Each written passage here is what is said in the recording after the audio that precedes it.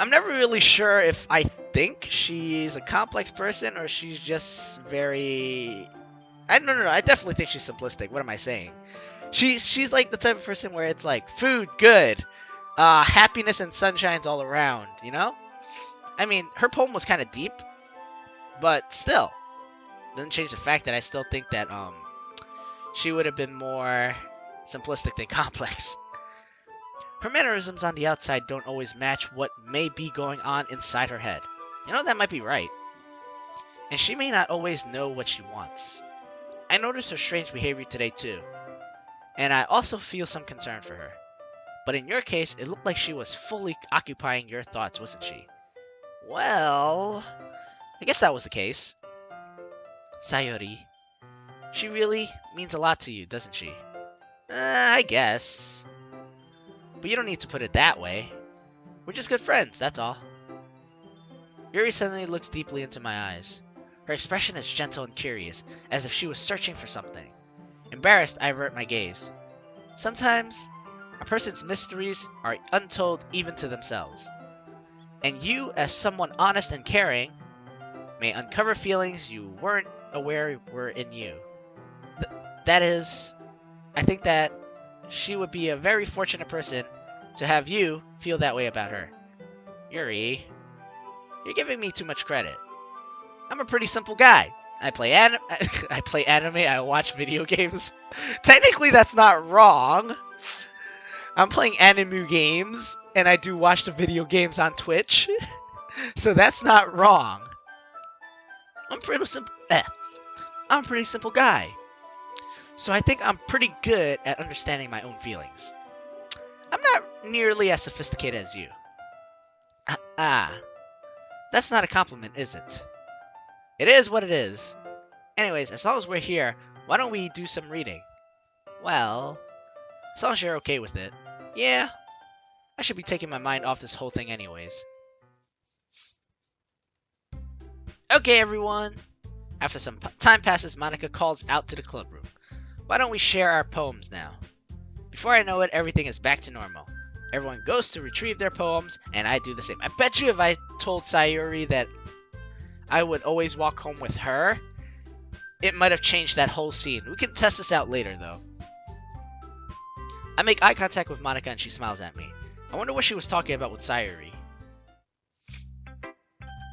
As usual, we will share with Monika first. Hi, Goawei. Have you thought about what you want to submit to perform at the festival? Well, being in this club is one thing, but performing in front of a bunch of people, I'll have to give it some more thought. Okay, I was about to say no pleasure. No pressure. But whatever you do, I'm sure it'll turn out great. Monika gives me way too much credit. It would also make me happy to see. Anyways, let's take a look at your poem.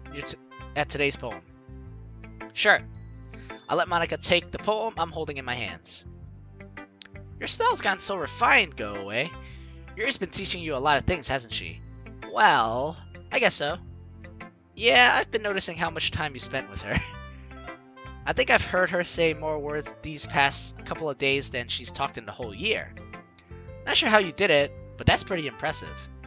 Well, she just needs some practice and a way to talk about all the things in her head, I guess.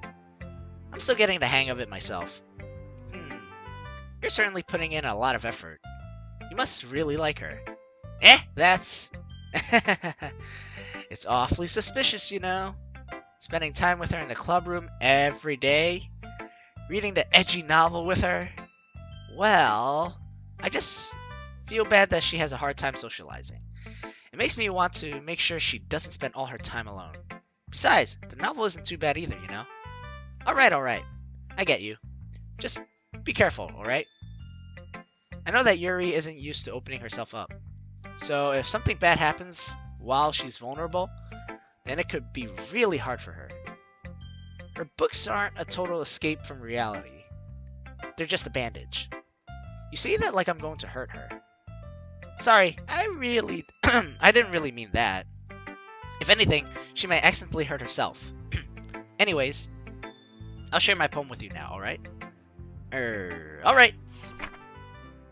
The lady who knows everything. An old tale tells of a lady who wanders Earth. The lady who knows everything. A beautiful lady who has found every answer, all meaning, all purpose, and all that was ever sought. And here I am, a feather, lost adrift the sky, victim of currents of the wind. Day after day I search with little hope, knowing legends don't exist. But when all else has failed me, when all others have turned away, the legend is all that remains, the last dim star, glimmering in the twilit? I don't know what that says. Twilit sky. Until one day, the wind ceases to blow.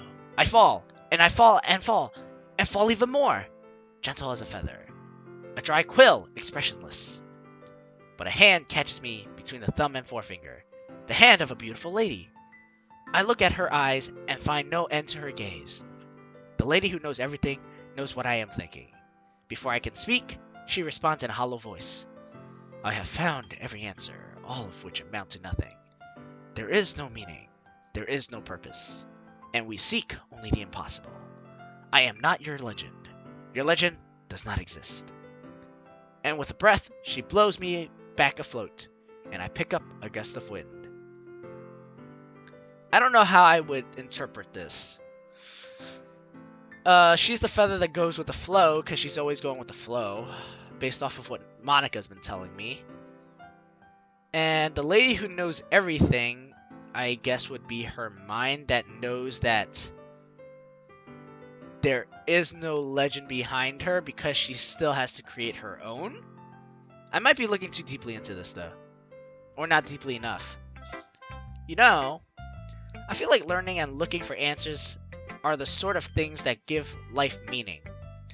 Not to get too philosophical or anything, but it was kind of on my mind, so that's what I wrote about. I see. I never really put much thought into it. In a way, it's almost paradoxical. Because if we had all the answers, wouldn't the world start to lose its meaning? You know, there's one thing I noticed. It seems like everyone in the club prefers writing about things that are more sad than happy. Are you surprised? I mean, if everything was okay, we wouldn't really have anything to write about, would we? Humans are two-dimensional creatures. I think you'd know that better than anyone. You mean one-dimensional? Yeah, that. Anyways, here's Monika's writing tip of the day. Are you ever too shy to share your writing because you're afraid it's not that good? It can be really disheartening to get a lukewarm response to something you put so much into. But if you find other people who enjoy writing, then sharing becomes a lot easier. Because instead of just telling you that your writing is good or bad or okay, they'll want to focus more on everything that went into it and the things that you can work on.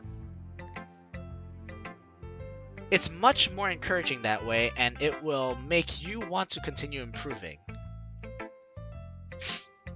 Sorry if I'm sniffling. I think I have a runny nose. It's almost like having your own little literature club, don't you think? That's my advice for the day. Oh, I was expecting more wall breaking for this one. Thanks for listening. Her tips are always so interesting.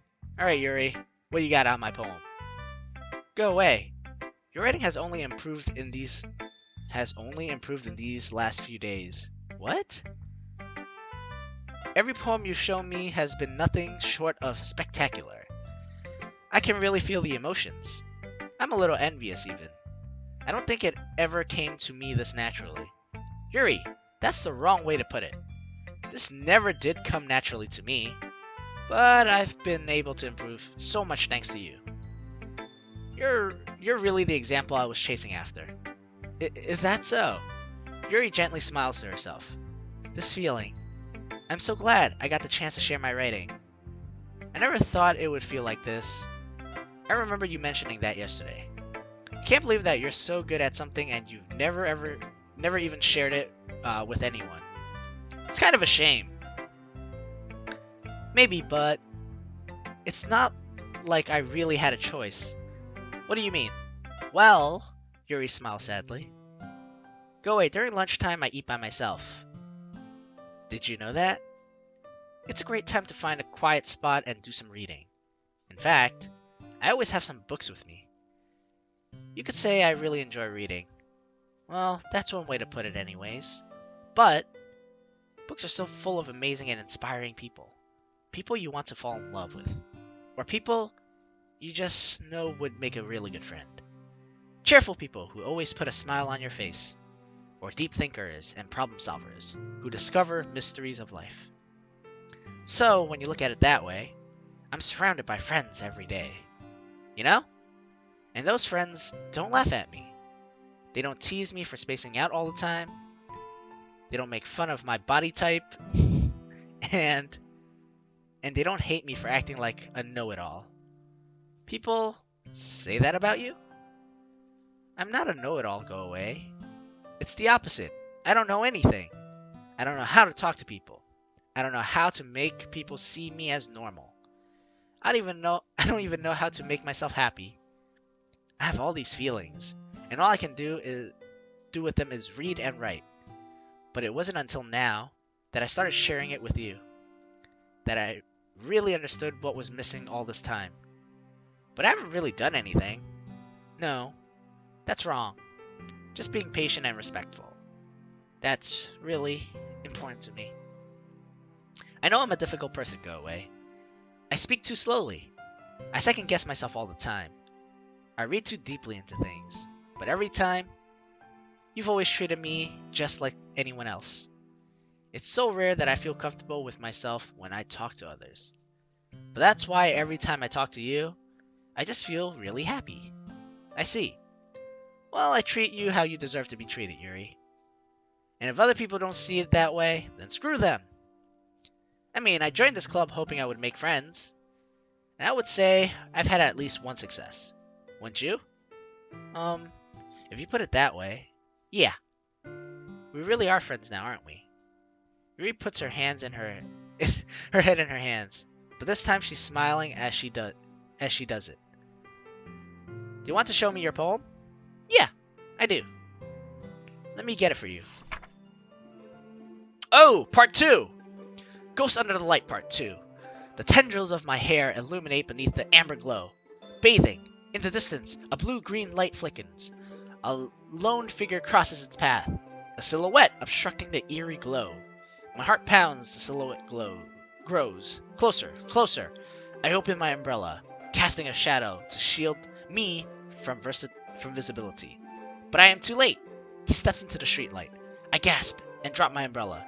The light flickers. My heart pounds. He raises his arm. Time stops. The only indication of movement is the amber light flickering against his outstretched arm. The flickering light is in rhythm with the pounding of my heart, teasing me for succumbing to this forbidden emotion. Have you ever heard of ghosts feeling warmth before? Giving up on understanding, I laugh. Understanding is overrated. I touch his hand. The flickering stops. Ghosts are blue-green. My heart is amber. Who writes all these poems? They're really good. I mean, like, I'm not a poet connoisseur myself or anyone who can judge, but based off reading these, it really does fit each of the characters really, really well, whoever the writers are. Because Yuri's are definitely one of the most, I want to say, visual poems ever out there. Every time I read one of hers, you can actually like see the imagery that she's trying to portray into your head, which I really, really enjoy and I really, really do find interesting. And I really, really like it. I know I'm saying really, really a lot, but that's true. Finishing the poem, I start to hand it back to Yuri. Now here's another thing though. The problem with me is I'm not really good at discerning meanings behind poems or trying to figure them out. So if it's imagery, I can usually see it pretty quickly, and I like forming these images of the poems in my head, because that's just how I portray them, or not portray, but how I how do you say, like, I'm very bad with vocabulary words, but basically I find this, that's the way I absorb the art form. Finishing the poem, I start to hand it back to Yuri. But instead of taking it from me, she looks away. Do you dislike it? Ah, no, of course not. I just don't really know how I should respond. Despite Yuri's poem usually being cryptic, it wasn't hard to figure out what this one was about. I don't know if I'll be able to explain this one.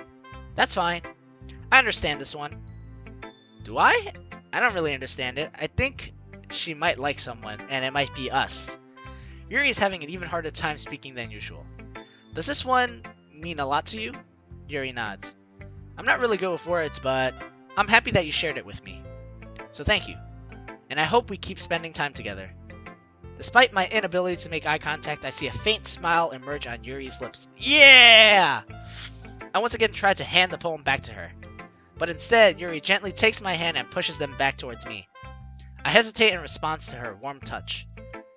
You can, the poem is... Once again, Yuri fails to form a complete sentence. You mean I can keep it? Yuri nods. I'd love to. Again, Yuri faintly smiles as if she doesn't want me to notice. You always make me feel nice. I know I'm not good with people, but I hope that I can return the favor sometimes. Yeah, don't worry. I think you did a good job. Yuri finally turns back towards me. I guess we should move on before Monika says something. But I'm sure we can talk again later. Yeah, I'm sure we will. With that, Yuri timidly smiles at me and I return to my seat so I can put her poem away. Wait, but she gave us her poem. Then how she share with others?